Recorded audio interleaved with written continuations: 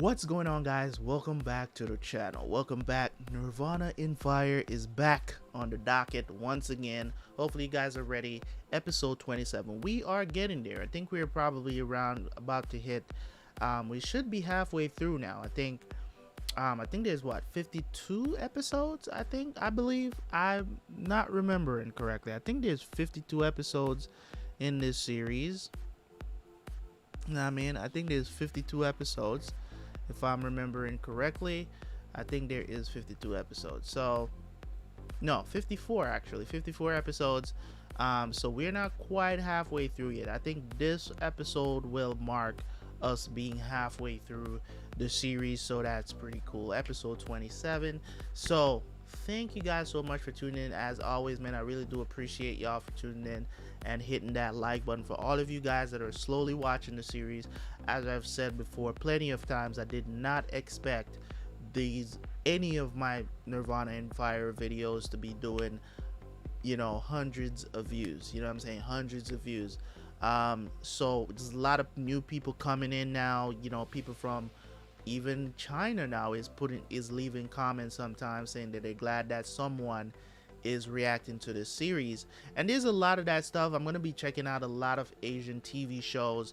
Now that I've seen Squid Game as well, I didn't know that Korea was doing it like that. You know what I'm saying? So now I'm going to have to check out some Korea cinema and also some Chinese cinema as well. So if you guys have any suggestions at all for Chinese cinema that you want me to watch after Nirvana in Fire, don't be afraid to leave it in the comment section. I really do appreciate y'all. So we're going to jump into episode 27. Let's do it.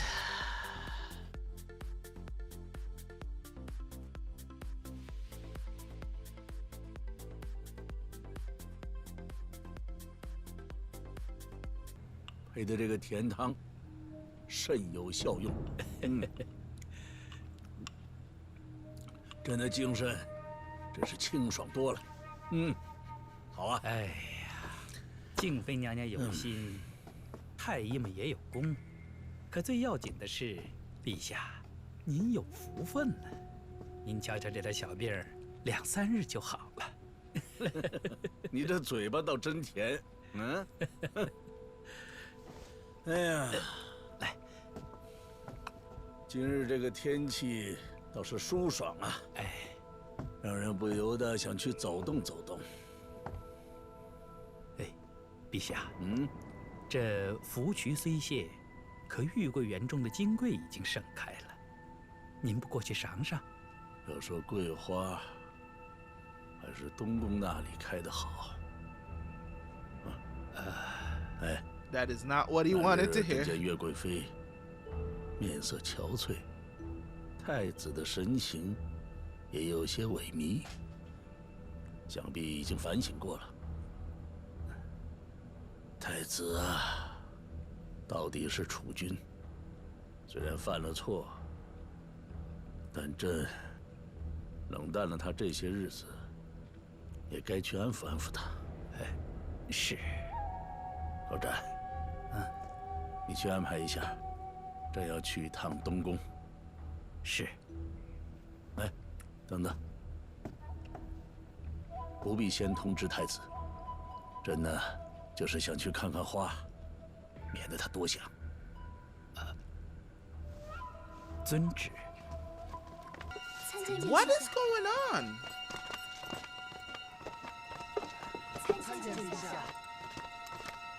Did they know he was coming or something?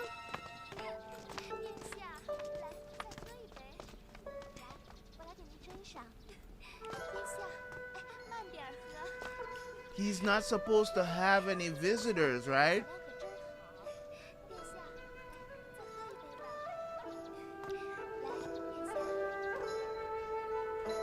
This man is over here chilling. 陛下有恙，近几日都不会召见殿下了。皇太后丧期不过半年，朕的寿宴都不敢有一丝偃月之声。Yep. 他倒是真孝顺，难怪刚才那个太监吓得魂不附体的，原来里面竟是这般胡闹。陛下龙体放御，纵然是太子做错了什么，诏命太子3时训斥就是了，切莫动气。不动气！你听听，你听听，你让朕怎么不动气？陛下，陛下，他还当我是太子吗？殿下怎么能这么说呢？您是当朝太子，将来的皇上，陛下心中当然只有您了。这个丧妻掩月、大不孝的罪名，他能受得住吗？逆子啊，逆子！你真会给朕出难题！陛下， Bro, calm 陛下 down. 切莫动气呀！继续跳啊，继续跳！什么叫得正？要不是父皇捧了个誉王出来跟我作对，我堂堂太子能干这些事情吗？能吗？说我没有德行，父皇的德行就好嘛！陛下，陛下，陛下，陛下莫这么事。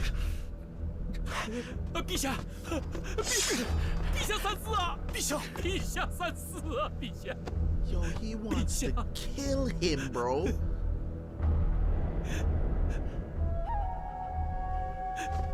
切莫动气呀，陛下。陛下， That's because he's worried about him. That's the only reason.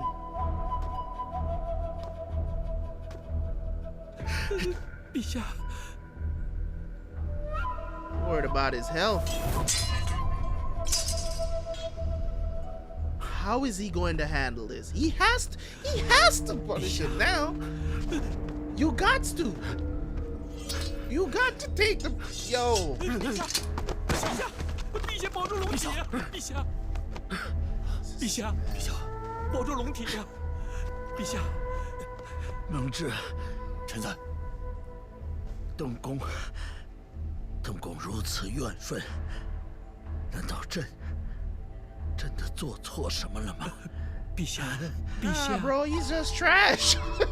This ain't on the emperor at all, though. Like, this ain't on him.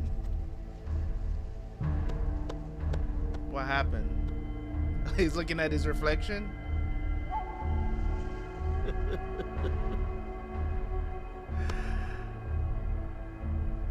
老了，这真的老了。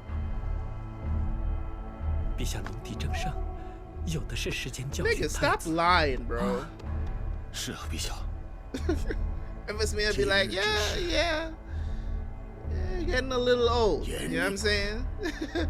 不得外传， Cannot be known by others? 暂时先隐下来。 For now, okay. What is he planning to do? 封禁东宫， Seal the Eastern Palace. 不得随意出入， Everyone cannot come in or out. 包括太子吗 Yo,？包括太子。嗯。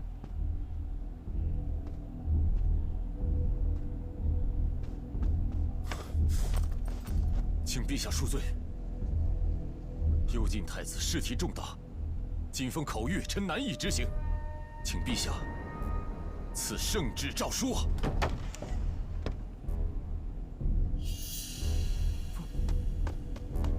父皇，陛下， Bruh, if that was you, I would go in and lock the doors. 父皇，旨意上怎么说的？谁也没有看到旨意，连蒙大统领自己都说只有口谕。封闭东宫这样大的事不会无缘无故发生的，怎么会只有口谕呢？是啊，东宫的太傅、太师、少使，一听到消息全部赶了过来，也不相信只有口谕，围着蒙大统领撕闹，非要进去见太子问个清楚才行。那蒙挚怎么回应的？他还是要定只有口谕，说的口干舌燥、焦头烂额的样子。后面干脆就躲起来不见人了。躲哪儿去了？是统领府还是回家去了？本王现在就要见他。殿下，现在去见蒙大统领，是不是有点不太妥当？现在还装着避什么嫌呀？东宫被封闭，一定是出了什么大事了。本王要现在马上立刻找他问个清楚。殿下，现在好些人都在找蒙大统领，真找不着啊。那也不能就这么干等着呀。随本王进宫去见皇后娘娘。是。I didn't think Crown Prince was gonna get found out like this. 还是先去苏宅吧，此事应该与梅长苏商议。Alert each other. 哎呀，怎么还没来呢？你说，苏先生他不会没听见吧？不会的，一般很快就见回应，别着急。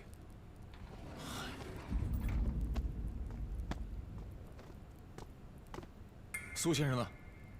等着。我们有急事儿。说了，等着。 He's probably talking to 苏先 Prince 生让你 Xian. 来了。嗯。那他人呢？外面。那是不是有人来找苏先生了？谁啊？毒蛇。A poisonous snake. Talking about Prince Xian, maybe. 嗯。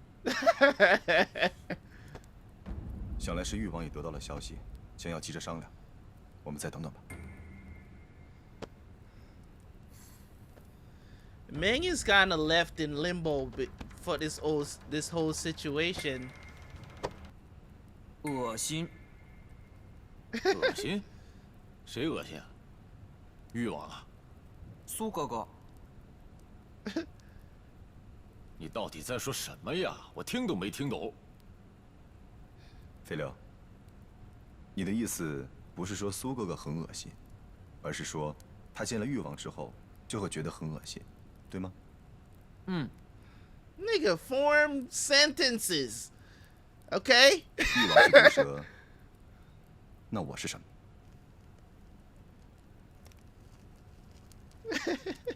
说说看，誉王是毒蛇，我是什么？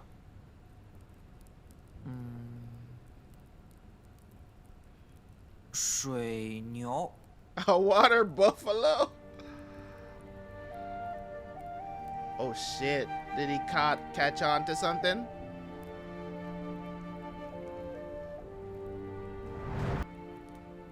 你们刚刚在说什么？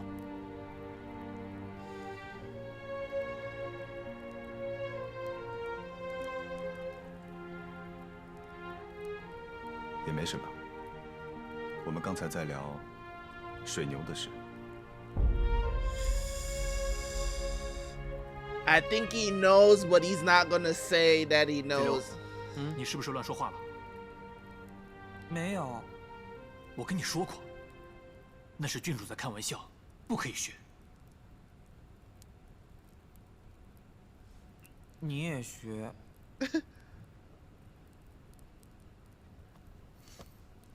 殿下， That was good thinking on him, 郡主 though. 年前曾来这里做客，闲聊的时候谈起陈年旧事，说殿下曾经有一个绰号叫水牛。我和费流觉得有趣，私底下未免唐突冒昧，还望殿下恕罪。That was good thinking. That was good thinking. I was going like, yo, 是郡 man. 主说的，我还以为。殿下以为是什么？我还以为苏先生以前认识别的什么人。哎呀，昭仁宫事件以后啊，郡主对苏先生那是青睐有加呀，特别喜欢跟苏先生说一些陈年旧事。我觉得这个 But y'all still saying too much, though. Because why would 霓凰 she 郡 be 主那种 reminiscing 豪 with 情 him? 识人智慧确实远胜于我。以前我只认为先生是个阴鬼谋士，近来交往多了，才发现先生的雅量，竟不能单一论之。殿下过奖了。 I think that 在有 Prince 鸿鹄 Xian, 远对， he's not gonna 事情还是 say 得 much 一并 about 进 it. He's just 踏 gonna 踏 be 实实地 like, 做 yo. 我们先谈正事吧。是啊，这水牛的事一说，把正事给忘了。陛下把太子幽禁东宫，这事儿你知道吧？誉王刚才跟我说了一些，具体的细节，我还想问问大统领呢。嗯，请。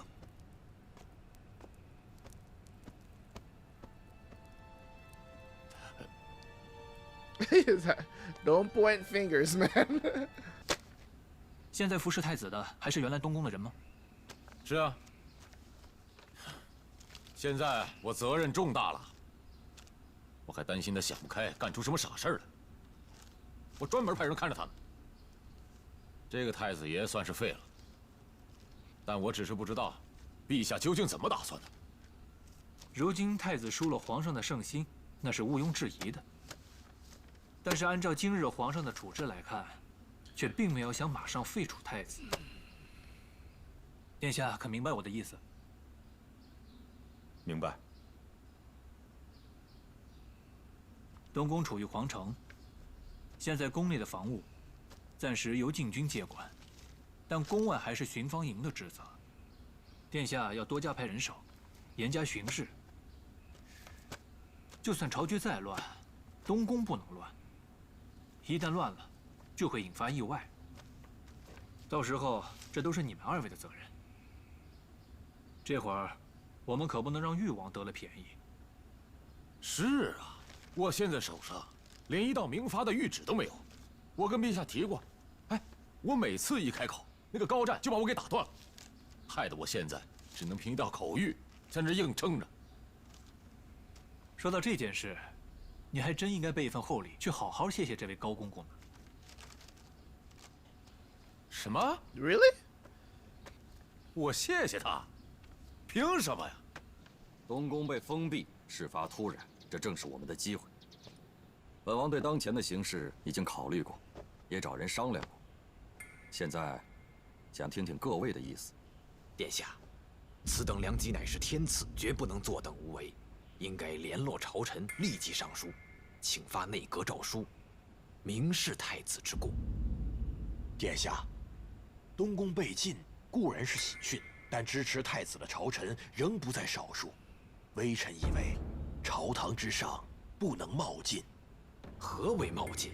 既然东宫太子三师都叫着要求明示太子之过，我们就是跟着叫叫，又怎么了？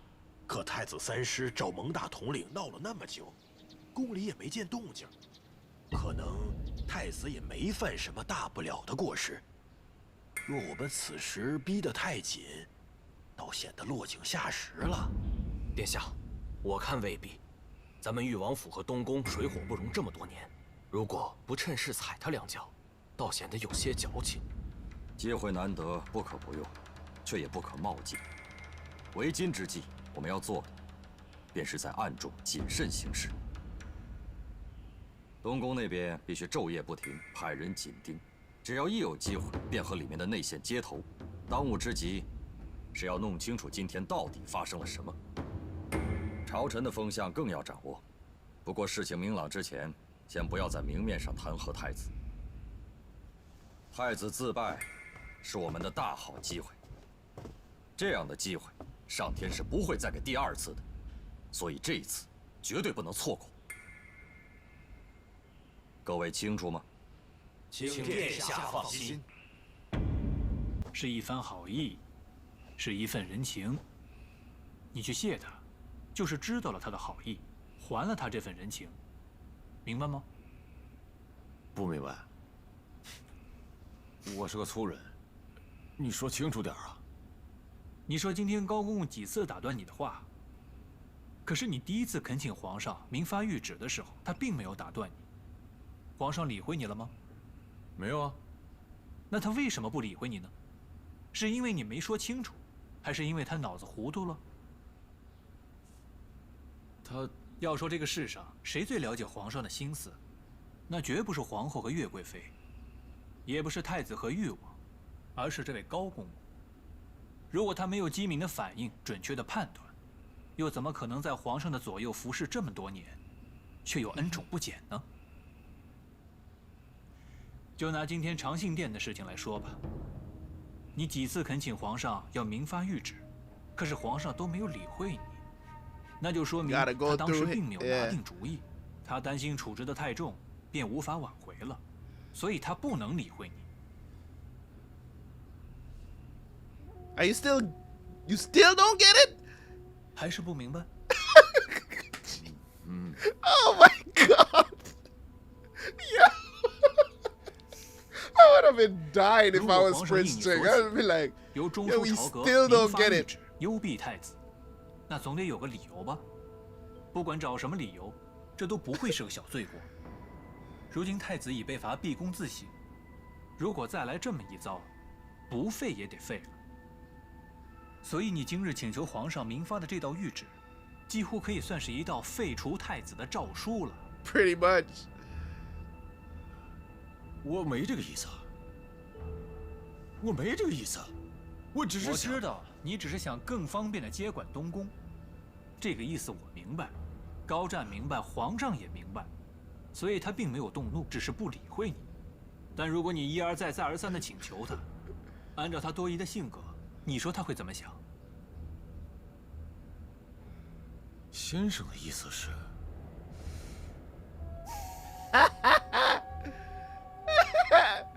？Prince Xian is like, don't look at me. 听说内奸被杀一案，誉王进宫给你求过情。那么在陛下心目中，多多少少都会怀疑你偏向誉王。而在这个时候，你又极力请求明发谕诏，置太子于死地，确实不妥。静观其变。苏先生的意思是，让我们不要推波助澜，而是顺其自然。正是。就当我们从未涉入党争，只要做好自己的本分，这个时候谁添乱，谁倒霉。我看，誉王他忍不住不添乱吧？这个时候，皇上喜欢静，谁能静得下来，他就会偏向谁。其实后宫的情形也是如此。苏先生放心，我母妃应该算是宫里最静得下来的人了。静妃娘娘聪慧过人，自然明白这个道理。好了，蒙大统领，你失踪的时间够长的了，也不能总是躲着，该出去露个面了。有什么事稍后再议吧。那好，那苏先生请先歇歇，我们就告辞了。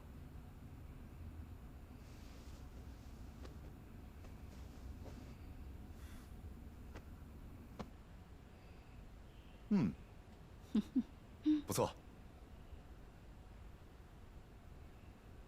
前年中秋，你驻守在青州；去年中秋，你又去剿水匪。今年，你好容易在京中了，这家宴又不办了，你我母子二人，竟然不能团团圆圆的在一起赏个月。那个家宴有什么要紧的？反正我位分也不高，又不能侍奉在母亲身边。虽然不能一起赏月，但是现在我能到母亲宫里来，吃着母亲亲手做的月饼，儿臣已是心满意足了。你有这份心意就好。你喜欢吃榛子，这是我新给你做的榛子酥，你尝尝。Hazelnut cookies。我每次来，母亲都弄得我在外面像没饭吃似的。做母亲的就怕自己儿子吃的少。再说，我都有好几天没看见你了。其实前日我便来过，只是当时父皇在里面，我便没有进来。幸好今日父皇不在。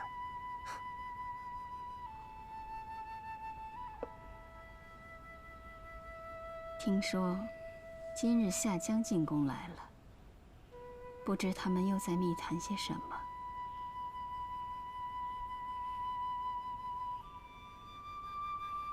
好了，不想他，再吃一些吧。对了，上次那本《降帝记》，母亲说还没看完，现在呢？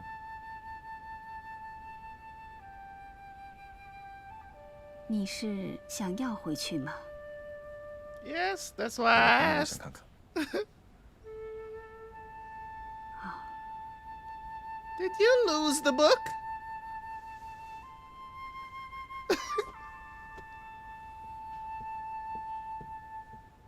I really like her too.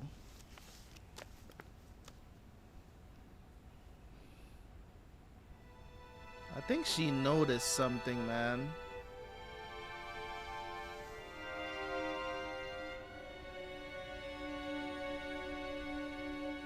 I wonder if she knew his mom. It's possible.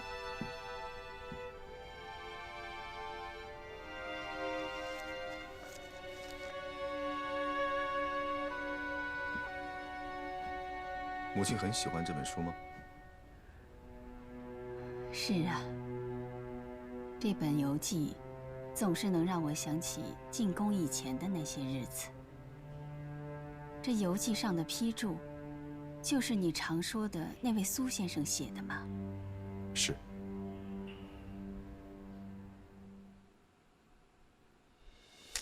Bruh! Things are getting real spicy, guys. Really spicy. Yes, very spicy. Yes, episode 27. Yes. Alright, so the Emperor woke up. We all know that. He woke up very good and well. Went to visit the Crown Prince.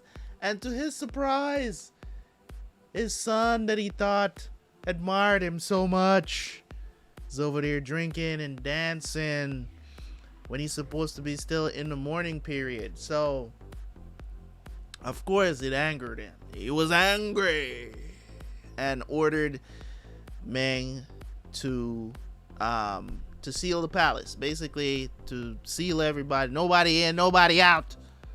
Okay? Nobody in, nobody out. So, this creates a lot of problems because he is the Crown Prince. Kind of put Meng in a situation that he didn't want to be in. Because it's more of like he didn't think of it that it's gonna be that big a deal by telling him it needs to be like a royal decree. So it has to be like for him to be able to do that, even though he can do it, as we can see, on a verbal decree.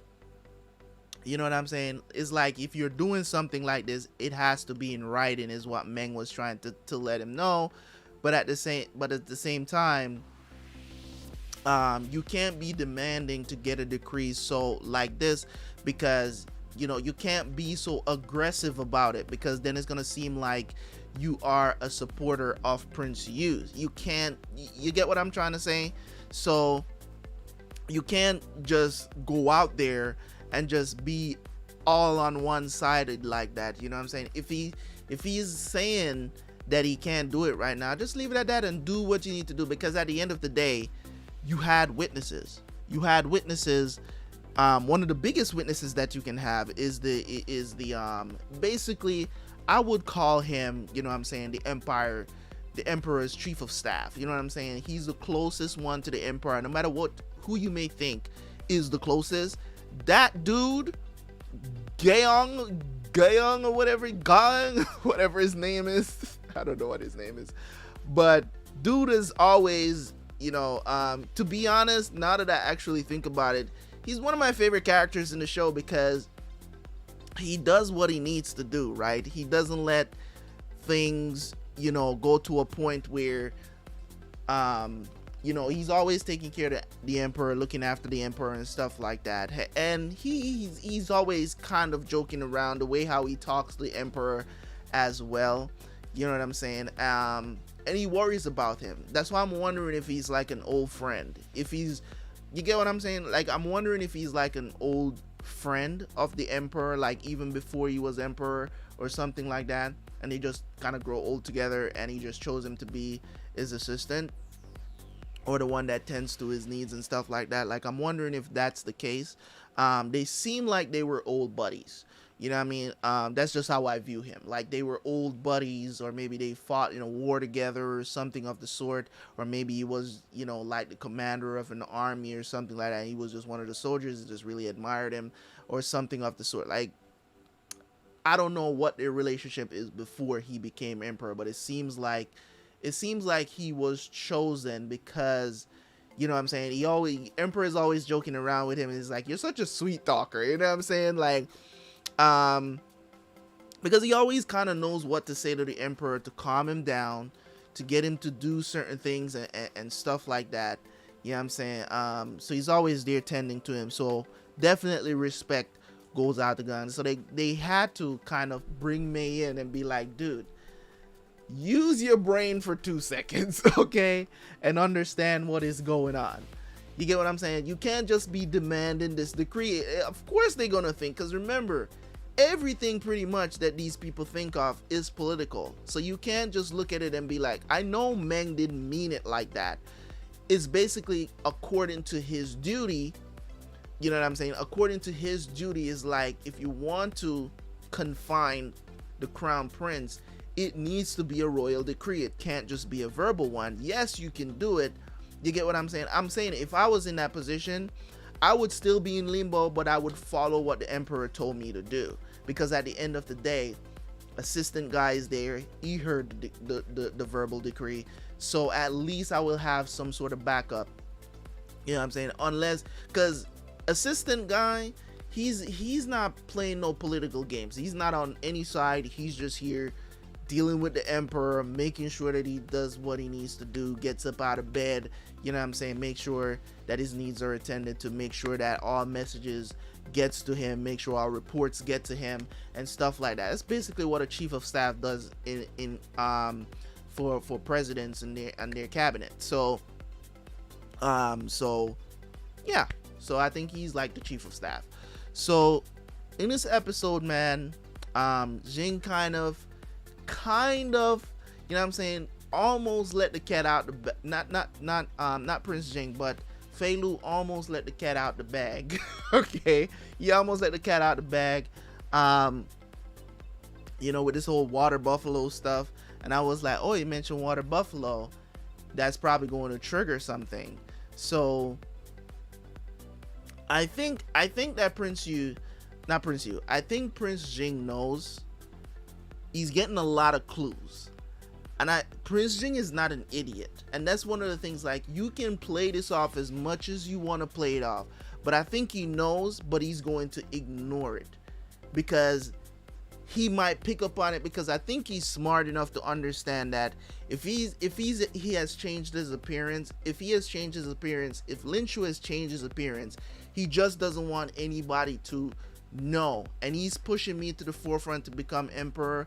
When the job gets done, we can all get this out into the open and we can do what we need to do. So at the end of the day, that is how I view it. I think he actually knows, and he's choosing to ignore all the signs. He's choosing to ignore it. You know, there's gonna be, at some point during this series, there's got to be one deciding moment where he's like, okay, you need to stop. Like, I know your ass is Lin Shu, okay? You know, I think there's going to be that point at some point in the series where he's going to really realize that this is my old friend from way back when, you know what I'm saying? So that was great thinking, though, on May's part. You know what I'm saying? That was good thinking on his part to kind of sidestep that entire situation. Quick thinking, and that's one of the things too that we know that he has the ability to do, is to think quick and be like, oh, we were just reminiscing when the Duchess was over here and she mentioned something about the water buffalo, and we teased behind your back and we're sorry that it came up in front. But the thing that's the thing about Fei Lu. Fei Lu has no filter. He is strong, fighting, doesn't talk a lot. I don't even know if Fei Lu knows how to read, or he just chooses to be a very quiet child or whatever. But he has no filter. He doesn't care if you got the highest rank. I think that if Fei Lu was in front of the emperor, he would act out just the same, because he doesn't respect rank. And that's children, if they're not trained to be like that, they're never going to be like that. If he feels like he's stronger than, and the thing about him too, he feels like he's the strongest. So you can't tell him shit. He can talk all the shit he wants. He don't want to hear nothing from you, because he recognizes he's the shit, and you can't tell him nothing else. Like, the only thing that would probably calm him down is if he gets into some really serious trouble, and then, you know, May would have to rescue him from a certain situation, because he doesn't care who you are. He don't care who you are. You gonna get these hands. That's Fei Lu's motto. I don't care who you are. You gonna get these hands. Okay. But anyways, thank you guys so much for tuning in, man. I'm enjoying this show a little bit too much. It's too good. Amazing discussions in the comment sections. As always, man, keep the comments coming. You know, of course, at the end of the series, I'm going to give my complete thoughts on it. I have decided that I'm not going to be watching part 2 because you guys said it's not necessary for me to part 2 because it's like 50 years into the future or something like that.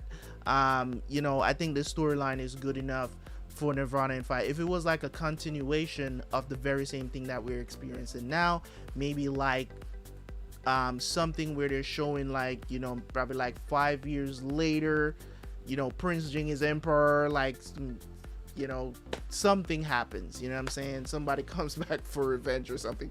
I don't know what I would be interested in, but you guys said it's not absolutely necessary to watch it because it's a completely different storyline, so I don't need to. So I've decided not to do that. Hope you guys are not too disappointed about that.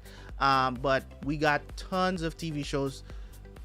Let me not say tons. We have a few TV shows that needs to be done on this channel. So, you know, the quicker I can get to stuff is the quicker, you know, we can get things done. I'm trying to finish up Nirvana in Fire so I can move on to the next thing. Not to say that I'm rushing through it or anything, because I'm enjoying this show too much for it to be rushed.